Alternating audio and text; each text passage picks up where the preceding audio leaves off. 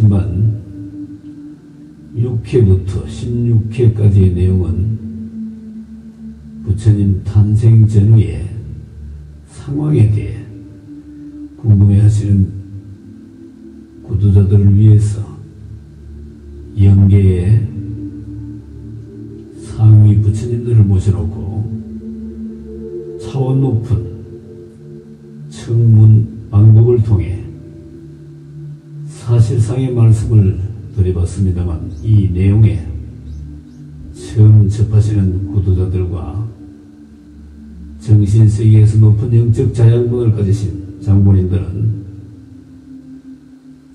어쩌면 다들 육신을 받기 전에는 영계에서 훌륭하게 우주적 차원에서 일을 보시던 불보살들이 상당히 많다는 것을 알 수 있었습니다. 그렇지만 일부 구도자들은 금생에 원하는 것이 아주 많은가 봅니다. 본래의 자성이 기다리고 있는 깊은 심년 속으로 들어가 보지도 않고, 유통기한이 한참 지난 실제하지도 않고 사라질 남의 말과 남의 지식을 가지고 그렇게 많은 시간을 보내는지 안타깝게 보일 때가 적지 않습니다.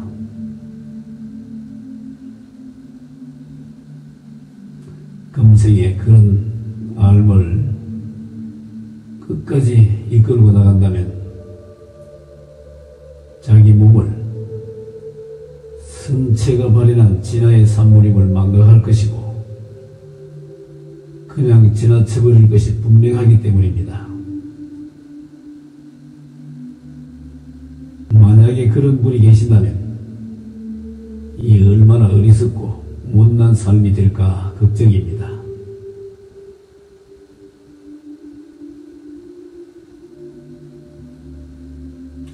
오늘 공부는 지난번 부도자의 나침반 15회 마지막 질문에 부처님 장남이 부처님과 수행을 함께 했는데 결국 도인이 되었다고 보면 되겠습니까? 하고 여쭈었습니다. 답을 한번 들어보겠습니다. 네, 도를 트셨습니다. 그런데 고생을 못해보고 도를 텄기 때문에 많이도 우셨습니다. 그분은 눈물이 마를 날이 없었다고 봐야죠. 라고 하셨습니다. 그 다음 소석이 또 이렇게 질문 드려봅니다. 10분의 부처님과 지금까지 청문을 한 여러가지 내용들을 요약해보면 현상계에 전달되고 있는 경전 내용과 많은 차이가 있을 뿐 아니라 전혀 가당치도 않는 내용들이 소설처럼 우화처럼 내려오고 있는 것이 사실입니다. 아마도 지금 이 시간에도 중생을 제도할 것이라고 더 시우기 소설을 쓰고 계시는 분들도 적지 않을 것입니다. 예를 들면 부처님의 스승님 네 분이 부처님 출가 이후에 만나서 어떻게 수행했다느니 하는 것은 시간적 간격 때문에 분명 오류가 있었겠지만 어떤 부분은 과히 실망스럽다고 밖에 말을 할 수가 없습니다. 이 부분에 대해서 부처님들께서는 어떻게 판단하고 계시는지요? 그리고 그때는 도인들이 많았는데도 평화롭다는 생각이 들기보다는 그렇지 않았다는 생각이 더 많이 듭니다만 하고 여쭈었더니 이렇게 답을 주십니다.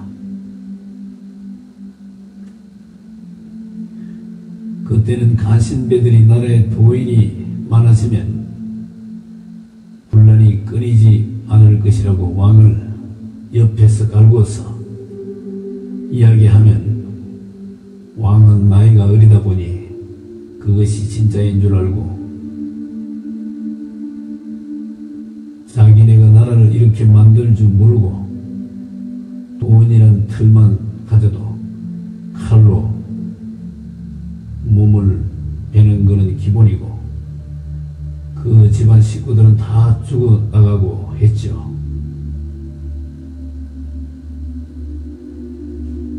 지금은 도인이라 해도 누가 뭐 그렇지 않지 않습니까? 내가 봤을 때는 10년이 가도 한두 명 나올까 말까. 참 어쩌다 이렇게 됐는지 모르겠습니다. 그리고 경전을 만들고 글을 짓는 사람들이 영적으로 들어와 보지도 않고 장사꾼이 된 거지. 다 자기를 내세우기 위해서 그렇게 했으니 어떻게 됐겠습니까? 남의 눈을 멀게 했으니 그 대가가 참혹하다고 말할 수 있습니다. 그 생을 마치면 하나같이 사골의 가죽을 뒤집어 쓰고 또아리를 털고 차디찬 지옥에서 수천 년씩 고통받다가 그 에너지가 어디 가지 못하고 인간으로 태어날 때는 사기꾼이나 백정이나 정신병자로 태어나서 천대받는 삶을 받아야 하니까 그 지업이 참으로 무거울 수밖에 없습니다. 지금부터라도 바로 알리기 위해서 어른이 내려오셔서 알리고 있으니 다행한 일입니다 라고 하셨습니다. 그 다음 소석이 이렇게 또 질문 드려봅니다. 좋은 말씀 주셔서 고맙습니다. 지금의 현생에는 물질이 지배하듯 하고 그에 따라 모두가 경주로도 하듯이 하다 보니 구도자들도 초심을 배울 겨를도 없이 도를 잇고 있는 분들이 많습니다. 지식이 많으면 도가 어려서 너무 얕고 보이는 것만 인정하고 지식이 적으면 의식주를 생각하고 그 해결 방법을 찾느라고 바빠진 것 같습니다. 과거의 구도자들은 도를 구해서 우절을 정화하고 전쟁을 막고 양심을 경영하는 법을 후세들에게 넘겨줄 것을 서울했지만 전부는 아니지만 지금 일부 구도자들은 시주돈을 구해서 놀러다니고 즐기고 가족과 개인을 위해 쓰는 것을 당연시하고 말 잘하고 연불 잘하는 것을 도인 줄 알고 있는 경우도 문제지만 더 이상 나아가지 못하고 멈춰버린 상태에서 후세들에게 넘겨줄 것은 돈은 온데간데 없고 애환이 덕지덕지 붙은 시주물로 받은 재물밖에 없으니 걱정이 아닐 수 없습니다. 늦었지만 부처님들께 사죄드리고 참여합니다. 그리고 중요한 한 가지를 질문 드릴까 합니다.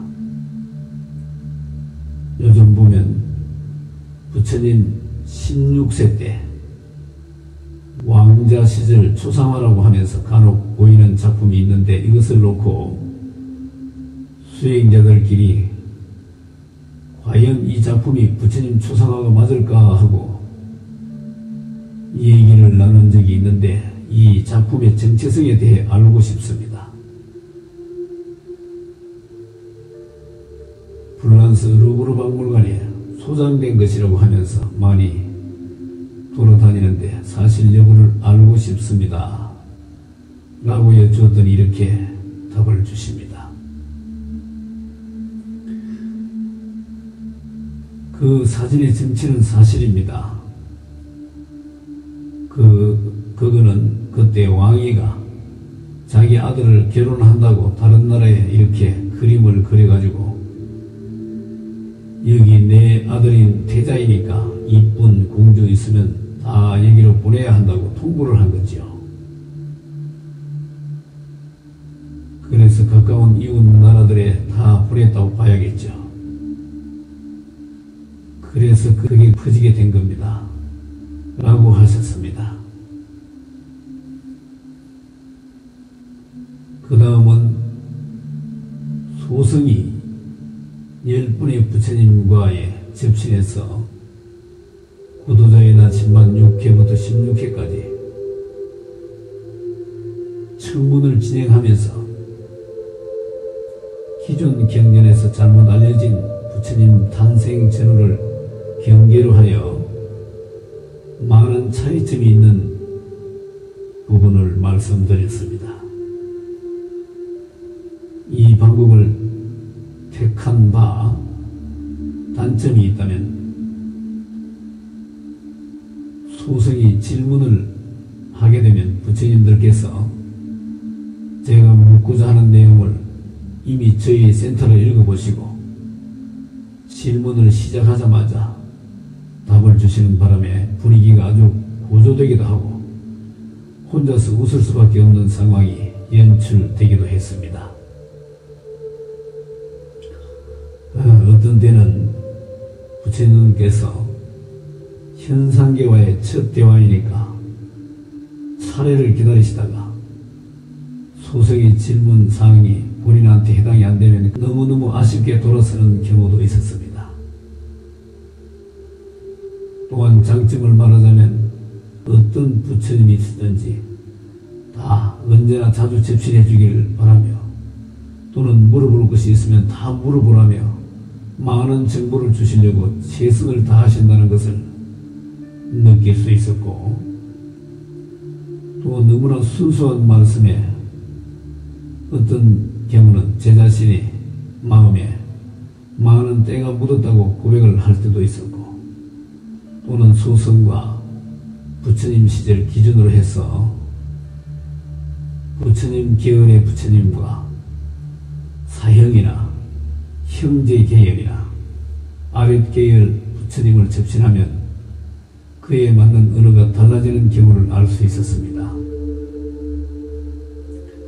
나이가 어려도 도가 높으면 어른으로 깍듯이 받들어서 예우를 하는 것을 알 수 있었고 이분들의 모습은 침묵이라고나 할까 모습은 투명보다 더 투명이니까 보일 수 없는 모습이지만 알 수 있는 모습이라고 말할 수 있고 시간 되시면 잠도 주무시고 때에 따라 외출도 하시고 나가실 때 상황에 따라 옷을 자유자재로 바꿔 입고 나가시고 어느 때는 필요에 따라 변장도 하시고 아침이면 예물도 꼭 참석하시고 중요한 회의도 하시고 협상도 하시고 상위 부처님들은 천상에 출타하실 때 꼭 아래분들을 대신 일을 보게 하고 가십니다. 아주 상위 부처님이 와 계시는 곳엔 말단 트신까지도 천상에서 오십니다. 그분들도 다 불보살들이십니다. 그리고 천상에서 상위 부처님이 육화되어 오셔서 수역을 거쳐 성자가 되면 현상계에서도 제자리를 찾아 영적 서성이 되는 것입니다. 세세생생 거쳐오면서 스승과 제자 도반들이 주파수와 영파동을 맞춰 자동으로 모이게 되고 그곳 수행처에 배치가 되며 또한 거기에 맞는 보살이 좌우에서 부필하며 일을 보시게 됩니다. 이런 도량에는 최고의 신장인들이 수천 명씩 겹겹으로 부처님을 보호하고 계십니다. 처음 이런 정보를 접하시는 분들이 많을 것입니다만 이건 사실이며 영계의 법도를 어기지 않는 선에서 다음 기회에 좀 더 알려드리도록 하겠습니다. 그리고 이분들은 현상계의 수행자들이나 영계의 수행자들이나 예를 들어 학교에서 담임 선생님들이 학생들을 알고 있듯이 수행자들의 기능과 어떤 수행을 어떻게 하고 어떤 행동을 어떻게 한다는 것을 완전 파악을 하고 있다는 사실에 깜짝 놀라지 않을 수 없었습니다. 아주 섬세하시고 세세한 부분까지 놓치지 않고 파악을 하시고 있다는 사실에 놀라기도 하지만 수행자가 수행 차원이 아닌 재물을 챙기는 행동을 하면 일반인들보다 혹독한 처벌을 받는다는 사실을 잊어서는 안 될 것입니다. 왜냐고 한 번은 여쭤본 적이 있는데 중요한 것은 불자들이 올린 시주돈을 목적에 따라 영계에 한 푼도 빠짐없이 상소를 올린다고 합니다. 영계에서도 재물을 담당하는 데가 있고 관을 담당하는 데가 있어서 이것이 어디에 어떻게 사용하고 있는지를 하나하나 완전히 꿰뚫고 있다는 것입니다. 시주돈을 개인의 사리 사용을 채웠다면 시주자들의 업장을 짊어지는 것은 말할 것도 없고 수행자가 그 짓을 하면 육신을 벗고 나면 49제를 1000번만번을 해도 아무 소용이 없다고 합니다. 최소 1500년에서 3000년은 사불의 가죽을 씌워 풀어주지 않는다고 합니다. 그래서 수행자와 사불은 인과의 도리 속에서 어쩔 수 없는 관계인 것 같습니다. 이 사실은 특정 종교인만 해당되는 것은 아니라는 사실을 분명 밝혀드립니다. 현상계에서 가족의 구성원이 있듯이 영계에서도 없지는 않습니다만 영적 단계 차원에서 보면 도의 능력에 따라 그 차이점은 말로서는 도저히 표현할 수는 없습니다. 예를 하나 들자면 도가 높은 분은 시공간을 초월하여 우주적 자연체로서 우주 안에서 행위로서 각인된 모든 생명체들을 다룰 수도 있고 기능 확장과 생활을 돕거나 작게는 생명체들의 복합적인 상부를 관여하기도 하고 영계와 현상계의 일을 동시에 보기도 하는데 현상계에서는 본인의 육친을 거점하여 일을 보는데 아주 공정하게 일을 본다는 것이 특징입니다. 반면에 도가 아주 낮은 경우는 실제로 눈이 없는 분처럼 어디를 볼 수도 갈 수도 없는 답답한 처지에 직면해 있는 것이 사실이며 어쩌다 주파수가 자기와 맞아서 남의 몸에 들어가도 나갈 길을 못 찾아서 갇혀있는 경우도 허다하고 자기보다 높은 영은 자기 옆에 있어도 전혀 알아차리지 못하는 게 한계이며 또한 낮은 영은 비슷한 영들과 무더기로 몰려다니기도 하는데 배가 고프니까 사찰의 천도제나 큰 행사 때는 수십만 명이나 수백만 명이 몰려다니는 사실입니다만 귀담아 들어야 할 부분이 있다면 종교적 교리로 인해 제사를 못 받아서 이렇게 뜨돌이 생활을 한다는 영들이 너무너무 많다는 것입니다. 이런 사실에 대해 다음 기회에 보충 설명을 더 드릴까 합니다. 그리고 요 근래의 일인데 소성의 동료 스님 한 분이 몸을 벗은 지 몇 개월이 지나서 소성이 그곳에 가게 되었는데 그분이 이상한 상황에 놓여 있길래 접신해서 많은 대화를 나눈 적이 있습니다만, 아쉬운 것은 그분은 지관 일도 보셨고 많은 글도 쓰셨고 많은 지식과 예와 덕을 겸비한 모범적인 생활을 하셨다고 주위 사람들이 인정해주는 분이었고, 자칭 자신은 재물에는 별 관심이 없다고 항상 얘기했던 분이었습니다. 그러나 그분은 대처성으로서 배우자와 가족들이 시중물 사용을 자기 개인 것인 양 별 생각 없이 사용함으로써 그에 대한 대가로 4분의 가족을 뒤집어 쓰게 된 것임을 알 수 있었습니다.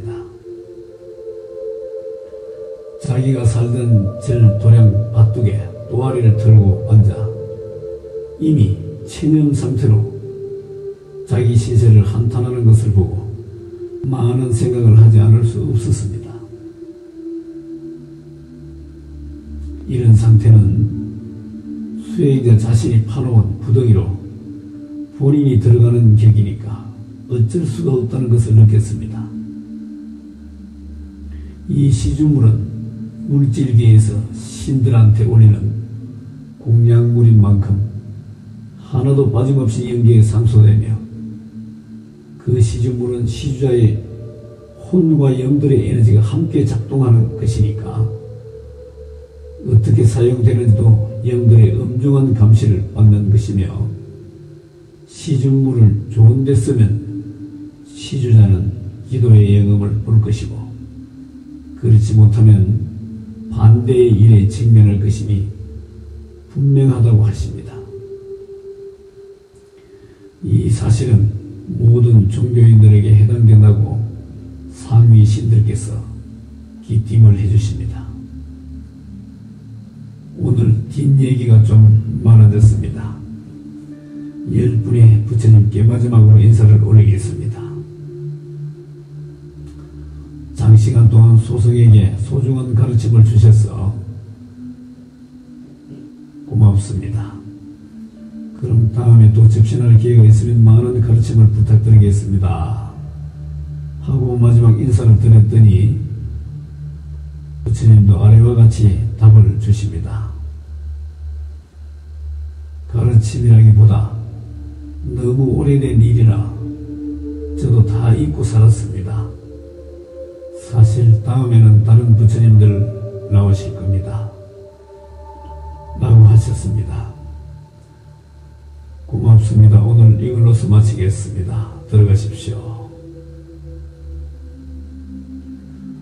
구두자의 나침반 17부터는 또 다른 부처님을 5분을 모시고 또 다른 측면에서 바라본 부처님 탄생 전후를 공부하는 방법으로 지금까지 한 공부를 좀 더 밀도 있게 보충하도록 하겠습니다.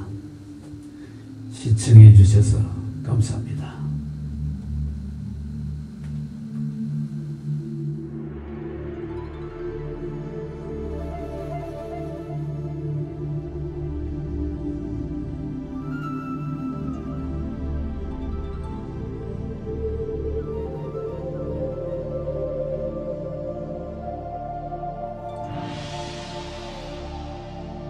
나는 천명을 받고 이 땅에 왔습니다.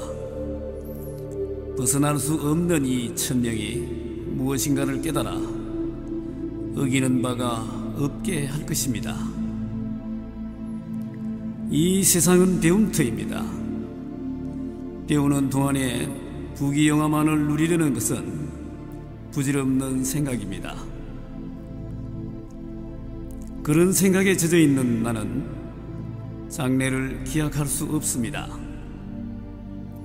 나의 생명은 영원한 것, 영원히 살기 위한 공부를 하며 육신은 잠시 빌려입은 옷깃일 뿐이며